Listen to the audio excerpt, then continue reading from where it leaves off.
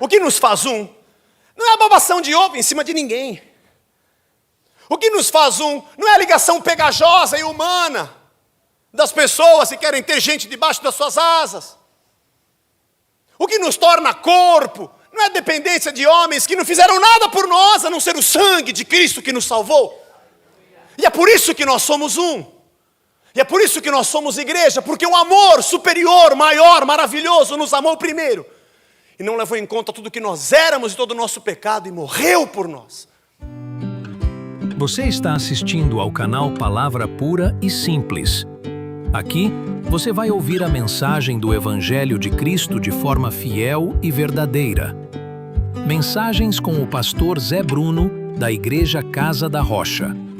Prepare o seu coração, porque agora vamos refletir sobre a mensagem transformadora do Evangelho.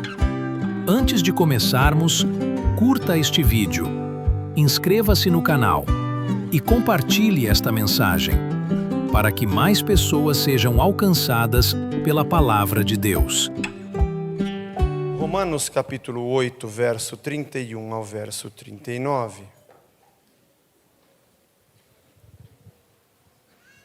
Romanos 8, 31 a 39.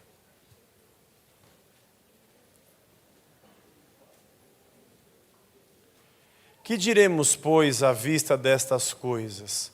Se Deus é por nós, quem será contra nós?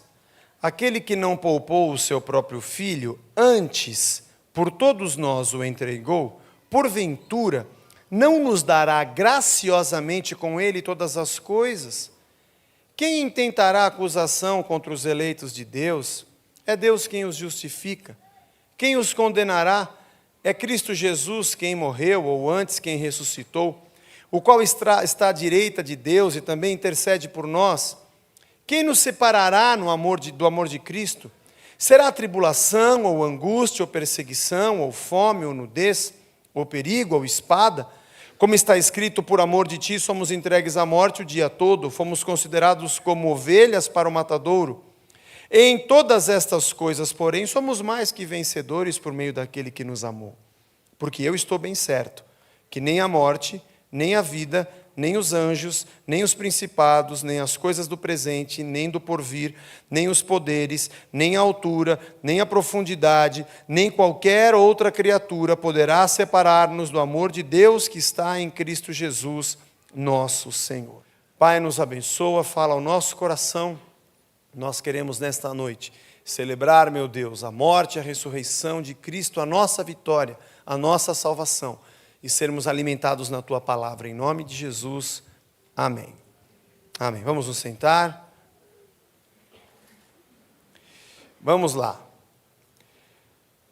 O apóstolo Paulo escreveu esse texto de Romanos, algo tão especial que marca a nossa vida. Eu acho que todo mundo já teve experiência com esse texto, de ler, de se emocionar, como Deus nos ama, como o Senhor nos protege, como o Senhor nos guarda, como Ele cuida de cada um de nós. Se você ler o capítulo 8 de Romanos, todo o capítulo, Paulo vem falando sobre não haver condenação para aqueles que estão em Cristo Jesus, aqueles que são chamados e que entregaram a sua vida a Ele. Paulo também fala que todas as coisas cooperam para o bem daqueles que amam a Deus, são chamados segundo o seu propósito. Paulo fala do plano de Deus, da salvação, da redenção, da maneira como o Senhor nos trata e nos ama, e começa o verso 31 dizendo que se Deus é por nós, quem será contra nós? Aliás, no meio do capítulo, o apóstolo Paulo também fala a respeito da nossa tribulação, a respeito da dificuldade das coisas que nós encontramos nessa terra, nessa vida. Quem vai nos ajudar, quem vai nos socorrer, entendendo que Paulo escreveu essa carta à igreja de Roma. Não temos a data exata de quando a igreja em Roma começou, mas nós entendemos que era um período muito difícil. Passados 20 ou 22 anos aproximadamente dessa epístola, o Coliseu estava pronto. Era um período de grande perseguição. Os primeiros 3 séculos de igreja, da vida da igreja, foi muito difícil. E era no Coliseu que os cristãos eram apresentados. O próprio Paulo sofreu perseguição. Antes da virada do século, os apóstolos foram perseguidos e muitos morreram pela perseguição, por temerem e por amarem a Jesus Cristo. Então, escrever essas coisas era falar exatamente sobre uma coisa muito conhecida, que todo mundo estava passando. Estava dizendo hoje pela manhã, falando sobre o Evangelho de João, que foi escrito, acredita-se, em torno do ano 90, depois de Cristo, ou seja, depois da destruição de Jerusalém, na resistência dos judeus contra Roma, e aonde houve a grande separação, próximo ao ano 70, que é como um marco entre judeus de um lado, cristãos do outro. Houve uma separação das duas religiões, e a perseguição dos romanos contra a igreja começou de maneira muito forte. Então, falar de tribulação e falar de coisas difíceis era algo muito comum, muito fácil. Estava muito próximo para se compreender.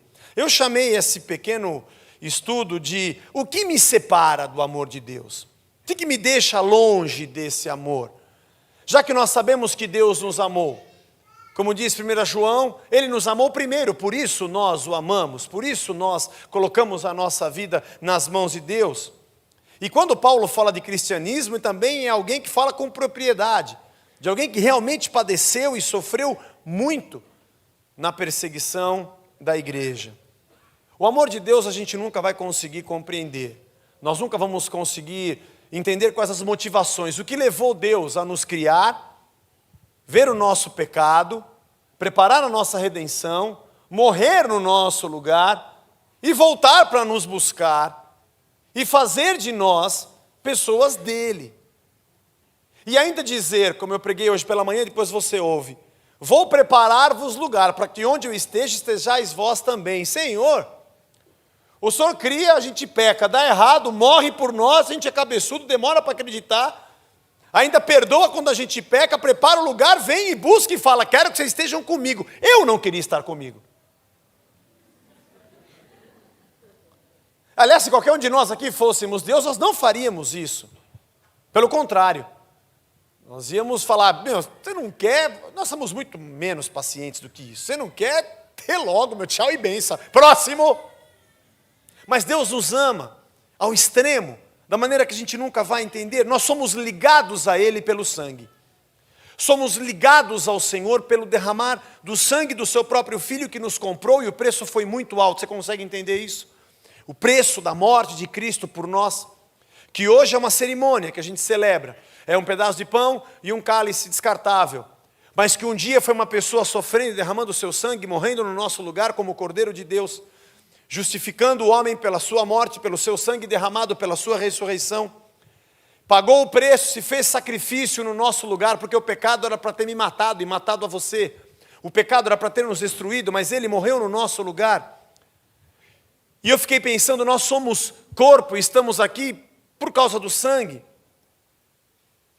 Nós somos ligados uns aos outros e somos igreja porque Ele derramou o seu sangue. Hoje em dia é muito comum nós vermos esse fato acontecer. Deus ama o homem, cria o homem peca. Aí o homem peca e Deus fala, vou preparar uma redenção para ele. Coloca uma lei para dizer, enquanto não tem redenção, segue isso aqui, ó, anda no meu caminho que eu vou te abençoar. Se você sair fora disso, você vai se dar mal, então anda no meu caminho. Fica preocupado ainda. Manda profeta para dizer, olha, anda no meu caminho, ser perfeito, não faz isso, não faz aquilo. Olha a lei, sai fogo, vai te queimar, cuidado. No tempo certo Ele envia Jesus Cristo, seu próprio Filho. Na verdade, o próprio Deus, o Pai e o Filho, Ele diz, nós somos um. Esse mesmo Deus se manifesta como homem, sofre o que a gente sofre, passa o que a gente passa. Paulo diz que Ele condena o pecado na carne. A lei é imperfeita por causa da carne, porque tem que ser cumprida na carne ninguém consegue cumprir. Mas Ele toma o nosso lugar, Ele vive como nós vivemos e não peca. Vence todo o pecado. É injustamente condenado, morre na cruz, é levado, derrama o seu sangue, condenado do lado de pecadores, dói, machuca, sente no seu corpo a dor que ele tinha no coração por ver o homem perdido. Aí pega, vai à sepultura, ressuscita no terceiro dia. Ainda dizem que não morreu, ainda dizem que o corpo foi roubado. é levado aos céus, intercede por nós, é o Senhor da nossa vida, é o nosso Deus. Estava lendo um livro que diz assim: o cristianismo é a única das grandes religiões cujo fato central é a morte e humilhação do seu próprio Deus. Todo mundo busca um super-herói para quê? Mas o nosso Deus é aquele que se entregou por nós, que se fez Cordeiro de Deus por nós. E aí ele vai às alturas, está na presença do Senhor e vai voltar para lutar contra Satanás, para vencer o inferno, para aprisioná-lo, para levar o homem à sua presença. Preparou o lugar, um novo céu, uma nova terra, e depois dele fazer todo esse plano, derramar o sangue e dizer: eu te comprei, eu te paguei, você é meu e vai andar comigo. Depois de todo o esforço da história de séculos ou de milênios, de uma obra de amor, de derramar, de compra, de pagamento de preço, vem um mané e fala para você: você tem que ter aliança comigo. Vá pentear macaco. Tira os piolinhos que a macaca tira, piolinho do macaco, os filhotes. Sabe por que nós somos corpo? Sabe por que eu tenho aliança com a Hilda? Não é a presidenta, é a Hilda. Não falei nada. É a Hilda. Não porque eu fiz um pacto com a Hilda, vamos fazer uma aliança, eu e você, não. Quer a gente se conheça ou não, faça ou não faça, aceitou Cristo lá, aceitou Cristo aqui, caiu sangue aqui, caiu sangue lá, nós estamos ligados. Quer queira, quer não queira, quer goste, quer não goste, o sangue de Cristo nos fez um. O que nos faz um, não é a babação de ovo em cima de ninguém.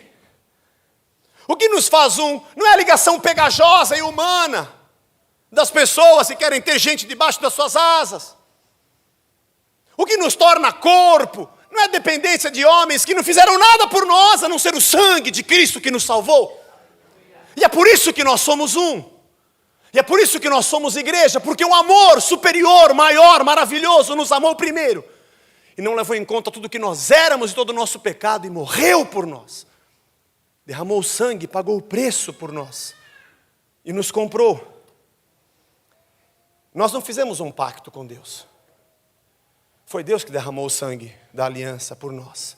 Jesus disse: esse cálice representa o sangue de uma nova aliança, tá? Agora sou eu que estou derramando. Você não vai ter que entrar lá no teu aprisco, nem pegar a tua ovelha, nem o teu animal, nem escolher um deles, ir lá e matar e derramar o sangue. Acabou, você não fez, eu fiz por você. Eu derramei por você. Eu me entreguei por você. Aliás, essa palavra aliança, ela está muito deteriorado o significado dela. Quando a gente pensa em aliança, a gente pensa em Antigo Testamento, promessas dos profetas. E ficamos puxando aquelas promessas para nós. Algumas delas, profeticamente, têm muito a ver conosco mesmo, com a própria igreja, com a vinda de Cristo, com a nossa vida como Israel de Deus na terra. Mas sabe por que nós queremos estar perto de Deus? Por causa disso. Deus fala assim: olha, Abraão, vou fazer de você o pai de uma grande nação. E eu falo: eu? Tira Abraão e coloca eu. Essa promessa é minha, eu recebo, eu tomo posse, eu incorporo, eu a recebo agora. Então, eu vou ser pai de uma grande nação? Eu vou ter muita coisa? Eu quero Deus, eu quero Jesus, eu quero porque eu quero ser como ele foi. Davi, para sempre no trono de Israel vai ter alguém da tua descendência. Opa, tira Davi e coloca o Zé. Eu tomo posse, eu recebo, eu sou Davi, eu incorporo, eu se visto dele, eu tomo posse das promessas dele. E aí, eu fico meio que atordoado. E tudo que está escrito no Velho Testamento para Israel: Josué, ninguém poderá te resistir todos os dias da tua vida. E eu falo: sou eu, é nós. Está escrito aqui, então vai acontecer comigo. Pera, estava escrito para Josué. Deus pode fazer com você? Se pode até mais, porque Ele é Deus. Só o que está lá era para Josué, tá? Sem querer te desanimar. Pode ser que Deus faça igualzinho com você. Pode ser que Ele faça mais por você. Pode ser que Ele faça menos, que outro eu acho que é menos, para você é mais, mas não importa. Porque Deus tem uma história com você. Dependendo da tua vida com Ele. E da misericórdia dEle para conosco, que é infinita. E da nossa fidelidade a Ele, que é falha. Mas não é o fato de eu olhar promessas e coisas que existem na Bíblia e ficar retorcendo. Torce, retorce, procuro, mas não vejo. Não sei se era pulga ou se era um percevejo. E pô. Não. Não é isso. Nós somos atraídos e temos uma aliança com Deus porque Ele nos amou primeiro. Engraçado é quando você pensa em aliança e promessa e ligação com Deus, a gente só pensa nessas coisas do Antigo Testamento. A gente não pensa em Cristo. Não pensa na morte. Não pensa no derramamento do sangue. Não pensa no sofrimento do Filho de Deus. Não pensa naquilo que Ele passou para nos dar vida e vida em abundância.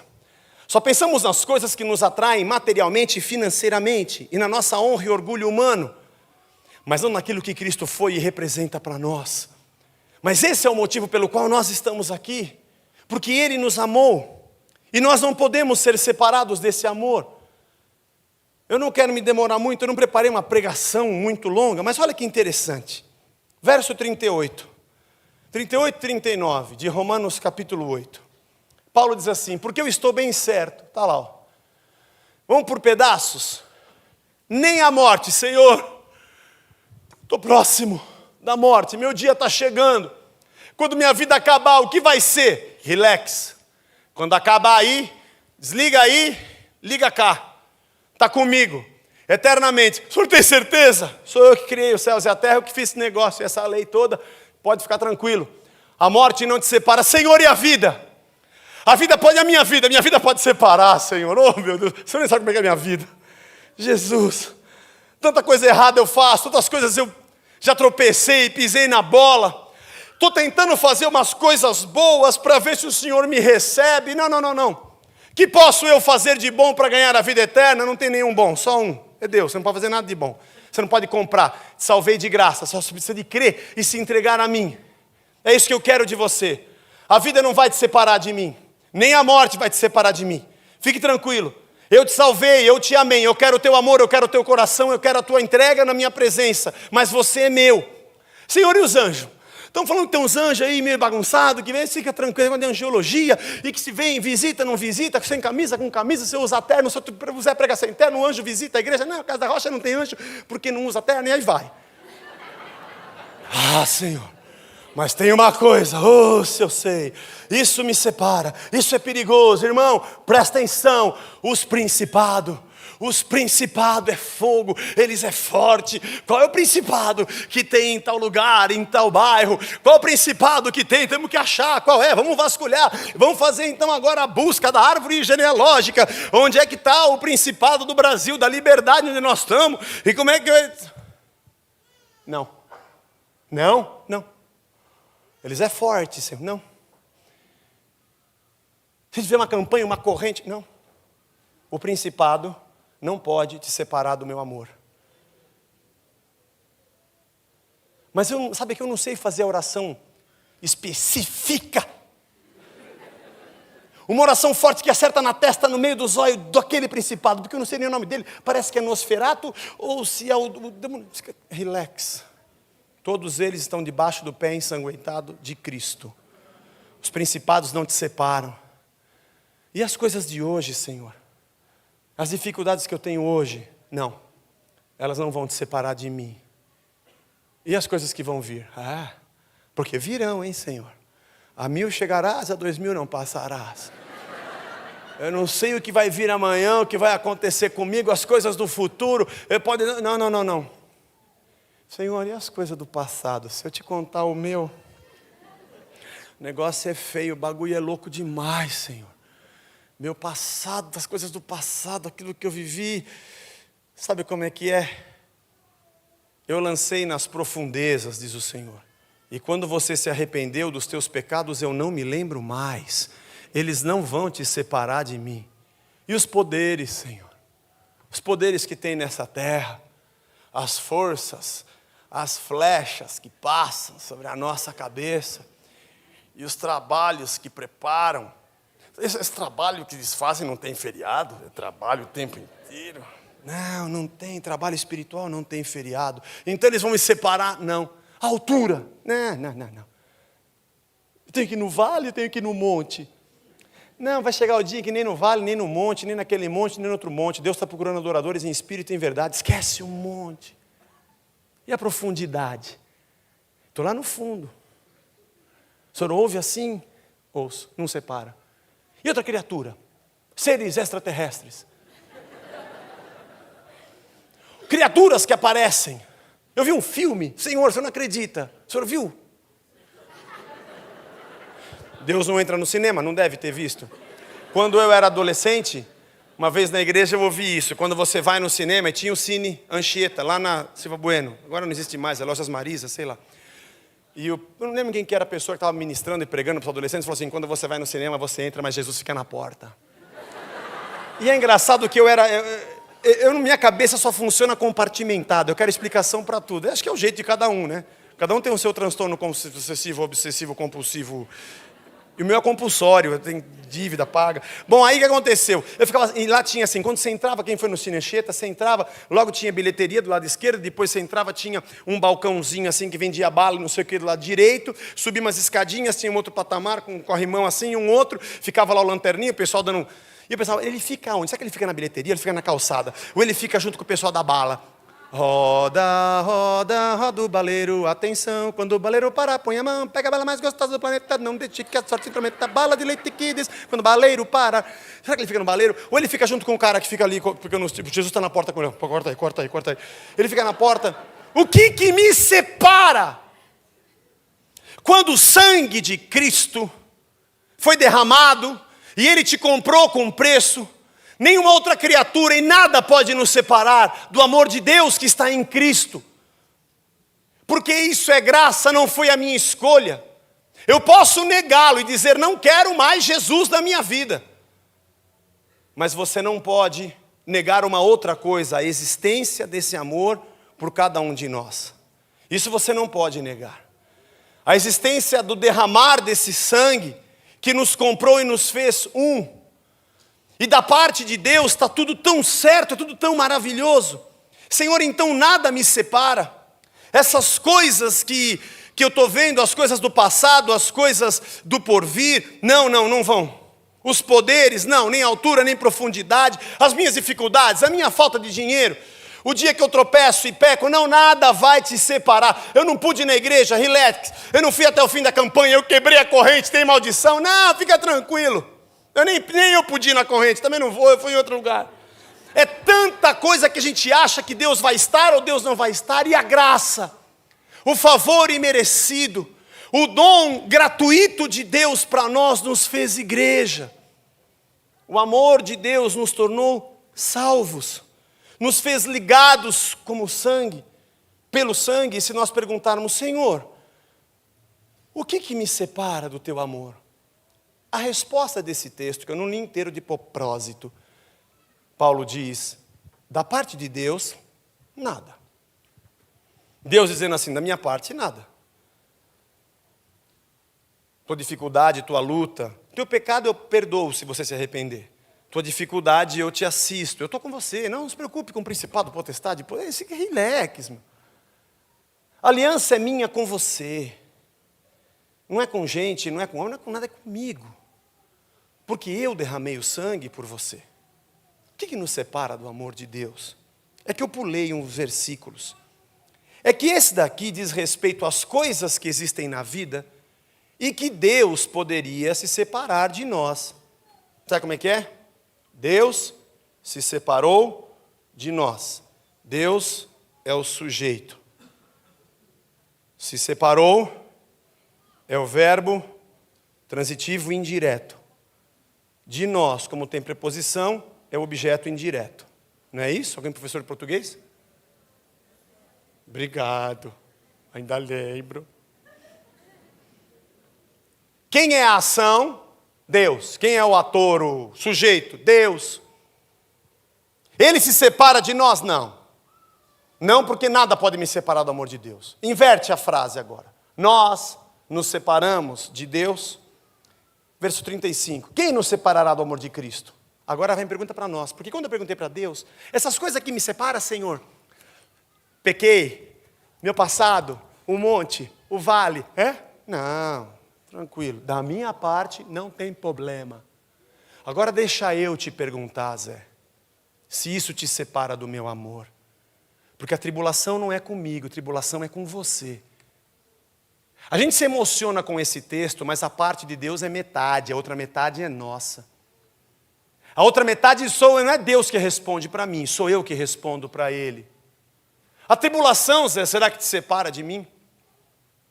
E quando você tiver angústia, e Paulo sabia o que era angústia, e o povo perseguido pelos romanos sabia o que era angústia, e perseguição, e fome, e o dia que você não tiver dinheiro, você vai ficar pelado, nudez, e passar por perigo, e se tiver uma espada na tua goela, dizendo agora você vai, dentro de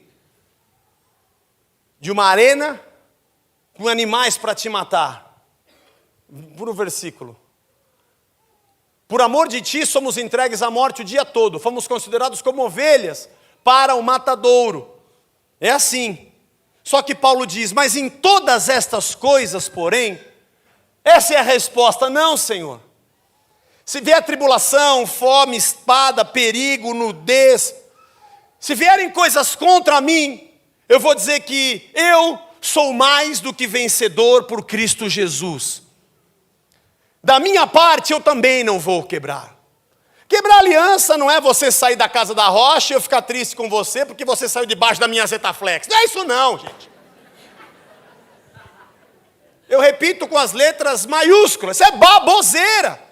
Se um dia você sair daqui e for atropelado, não adianta orar e falar, Zé Bruno, aonde estás? Me cobre agora com o teu manto. Que Zé Bruno?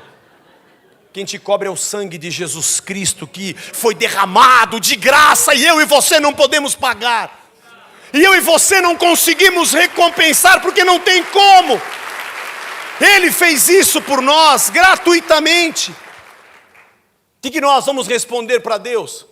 No dia da angústia, no dia da tribulação, da perseguição, da fome, da nudez, do perigo, da espada, de sermos entregues à morte. Eu preguei hoje de manhã, Deus vê a minha dor? Vê. Deus vê a minha dor. Há pessoas que acham que talvez você esteja entrando num momento de incredulidade. Não, não, não. A questão não é essa. Deus é um Deus maravilhoso que nos preparou um lugar. Ele não prepararia toda essa obra de salvação para nos deixar ao léu. Deus é um Deus que socorre? Sim. Ouve? Sim. Atende? Lógico. Faz sinais? Sim. Cura? Claro. Opera maravilhas? Sem dúvida. É um Deus que age no sobrenatural como eu e você não podemos entender. Aliás, quando Paulo diz que ele faz infinitamente mais, a nossa cabeça humana pensa outra coisa. Aí eu estava pedindo um carro para Deus e ele pode fazer infinitamente mais. Nem sabia que ele ia mandar uma frota. Não, infinitamente mais não é a frota, infinitamente mais são os seus propósitos. Tudo que ele vai nos ensinar, tudo que ele vai nos acrescentar no dia da tribulação. Tudo que Ele vai nos dar no dia do deserto, tudo que Ele vai somar na nossa mente, no nosso coração, na nossa alma, nos levando à estatura de varão perfeito, fazendo de nós pessoas mais firmes na rocha que é Jesus. Crentes de verdade naquilo que Ele pode realizar, mas com a vida derramada na sua presença, porque eu vou te dizer, fome, perigo, espada, nudez, perseguição, angústia, tribulação, são coisas que nós vivemos. E não significa que Deus não nos ama, nem que Ele não nos atende, mas significa que Ele preparou para nós aquilo que Paulo declara, nós somos mais do que vencedores. E a palavra mais do que não existe no grego. A palavra vencedores, na verdade, ela significa um vencedor que venceu outros vencedores. Nós traduzimos como mais do que vencedores. Seria, desculpe repetir essa palavra tão torpe, o campeão dos campeões. Tem que usar uns exemplos às vezes que abstrai a pessoa do espiritual, mas tudo bem. Tive que falar. Mas alguém que está acima de qualquer coisa. E a nossa alegria vem exatamente do amor de Deus, que nós não podemos explicar, que não nos separa, que não nos despede, que não nos manda embora. Os meus pecados me matariam, mas Ele me lavou. As minhas escolhas me destruiriam, mas Ele me deu o Evangelho para que eu seguisse. A minha cabeça ia decidir errado, com certeza, mas Ele me deu a mente de Cristo. O meu coração enganoso me levaria por um caminho errado, mas Ele trocou o nosso coração de pedra por um coração de carne. Nossos conceitos iam nos levar para o brejo, mas Ele colocou as suas leis no nosso coração e plantou dentro de nós. Nós morreríamos sozinhos, mas Ele habita em nós pelo seu Espírito e nós nunca mais andamos sozinhos. Em tudo isso nós somos mais do que vencedores. A angústia, a fome, a espada, a tribulação, elas podem acontecer, mas nós somos mais do que vencedores por Ele. Esses homens que viveram isso, esse Paulo que escreveu isso, perdeu a vida por pregar o Evangelho. O Evangelho chegou até nós porque homens perderam a sua vida. Porque Tiago morreu ao fio da espada e Pedro crucificado de ponta cabeça. João exilado. E muitos foram mártires ao longo da história, de todos os séculos até chegar até hoje. Aliás, estudando sobre a história da igreja, eu percebi isso. Se dependesse dos homens, a igreja não existiria. Começaram a crescer e criar uma organização tão complexa. Quando foi criado o clero, de perseguidos passaram ao topo da cadeia alimentar. Ricos com o império pagando tudo, com suas vestes, com o seu ouro. A igreja se desviou tanto do seu caminho. Muitos reformadores ao longo da história puxaram a igreja para o lugar certo, tirando o foco, os olhos do foco errado e colocando todos com os pés na rocha. Assim foi Lutero, assim foi Calvino, e assim foram tantos, e até os dias de hoje. Entender que o amor de Deus é maravilhoso e que nada me separa dele. Eu não posso deixar que nada o separe de mim. Eu não posso deixar que essas coisas que são comuns no dia a dia me levem a pensar que Deus me abandonou. Jamais. Eu encerro dizendo aquilo que eu disse hoje pela manhã. Eu não consigo entender a vida. Eu não consigo entender porque coisas dão certo, porque outras dão errado. Eu não consigo entender como Deus responde, qual o tempo de Deus. Essas coisas me angustiam. E eu também não consigo entender o amor de Deus. Mas como eu sei que Ele existe, eu descanso.